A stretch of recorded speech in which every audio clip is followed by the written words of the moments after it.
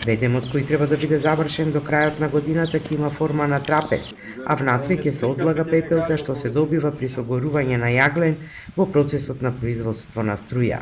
За изградба на овој одбранбен зид ќе се искористат околу 700.000 метри кубни земја што остануваат при ископот на руда во рудниците на рек Битола. Таму е пред крај изградбата на Бедемот, со што значително ќе се намали влијанието на ветровите и распрскувањето на прашината, односно на пепелта во околината. Де факто се работи за една голема површина која што е заградена со земјен бедем и пепелта ќе се одлага внатре во таа заградена површина и на тој начин пристапот на атмосферските влијанија пред се на ветровите нема да биде така забележителен. Во изминатите години пепелта на одлагалиштето не се покриваше со земја, а тоа беше причина таа да се разнесува и да ја загадува околината.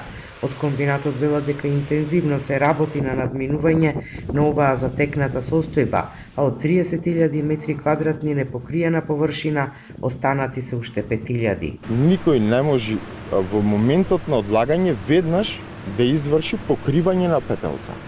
Никој. Едноставно пепелта мора да легне, после одреден период таа се покрие со земја.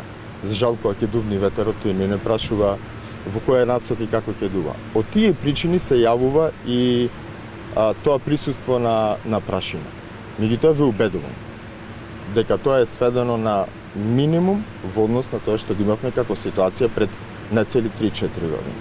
Но за да се намали аерозагадувањето, потребна е и реконструкција на електростатските филтри, која треба да започне до крајот на годината, а во тек е и постапка за добивање еколошка дозвола, која пак треба да заврши до 2026 година, кога процесот на производство на електрична енергија ќе се усогласи со еколошките стандарди, велат од рек Битола.